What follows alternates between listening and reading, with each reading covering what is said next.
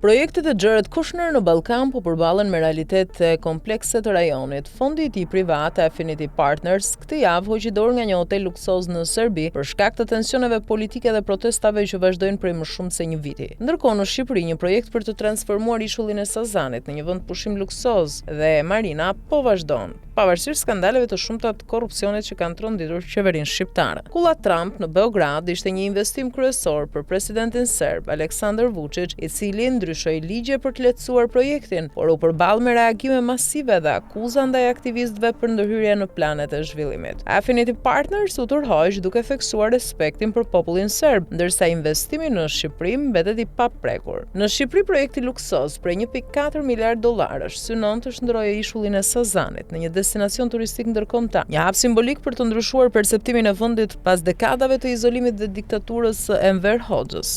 Siç thekson në artikullin e saj Bloomberg, realiteti lokal mbetet sfidues. SPAK, Prokuroria Speciale kundër Korrupsionit dhe Krimit të Organizuar, ka hapur hetime ndaj projekteve më të mëdha infrastrukturore dhe zyrtarëve të nivelit të lartë, përfshirë ministren Belinda Balluku dhe kryebashkiakun e Tiranës Erion Veliaj, për shkelje në tender dhe pastrim parash. Korrupsioni mbetet një sfidë, edhe pse Shqipëria ka përmirësuar pozicionin e saj në indeksin e korrupsionit dhe ka dalë nga lista gri e Task Force-së së veprimit financiar në 2023. Projekti i Kushner shihet si një mundësi për vendin të tërheqë investime të mëtejshme ndërkombëtare në turizëm dhe infrastrukturë, duke forcuar reputacionin e Shqipërisë si destinacion investimi, pavarësisht hetimeve dhe sfidave politike. Juliana Dili nga Fondi Shtetëror i Pasurive të Patundshme thotë se projekti nuk është vetëm një vend pushim tjetër, por një hap transformues për vendin, që mund të hapë rrugën për zhvillime të reja dhe të kontribuojë në transparencë dhe rritjen e reputacionit ndërkombëtar të Shqipërisë. Pyetja që lind vetëm pak ditë pasi Jared Kushner u tërhoq nga projekti